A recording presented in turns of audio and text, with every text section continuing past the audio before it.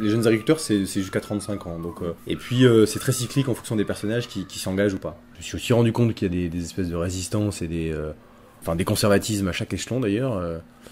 Mais en même temps, ça m'a aussi permis de rencontrer plein de gens intéressants qui ont des idées sur la politique agricole, sur l'agriculture, mais aussi sur l'alimentation, sur la société. Les idées que j'essaie de faire partager, ça crée une alternative à ce qu'on propose depuis des années.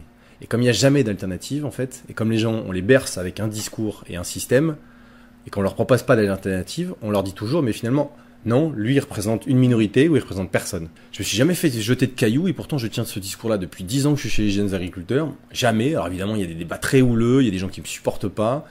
Mais pour le coup, la plupart des gens, justement, adhéraient plutôt à ça parce qu'ils avaient l'impression que finalement, oui, il y a d'autres possibles, en fait. Ils adhéraient pas forcément à tout ce que je disais, mais non, il n'y a pas qu'une solution, il n'y a pas que le marché, la compétition qui est ce qu'on nous présente tout le temps, et il n'y a pas que la solution où finalement dans un pays développé, il faudrait moins de 2% de la population active qui soit paysanne, quoi. Et donc les emmener là-dessus, moi je pense que c'est très important de montrer aux jeunes que finalement, il ne faut pas qu'ils soient agriculteurs chez eux, juste producteurs, et qu'ils ne regardent pas ce qui se passe autour d'eux, parce que sinon ils vont dans le mur.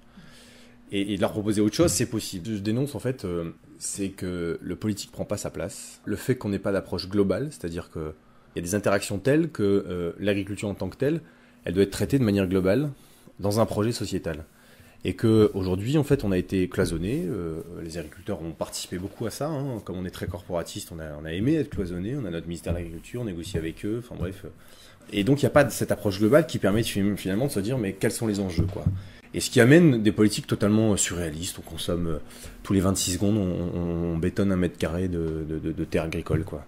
On fait des zones d'activité, on crée des espèces de grands supermarchés, on dit en clair l'agriculture française c'est l'agriculture de qualité, et on fait du supermarché qui achète tout et n'importe quoi au moins cher, parce que tout simplement on a des politiques très sectorialisées. Il n'y a pas cette approche globale, moi, qui me semble nécessaire pour pouvoir construire finalement un lieu de vie où les gens s'entendent, quoi.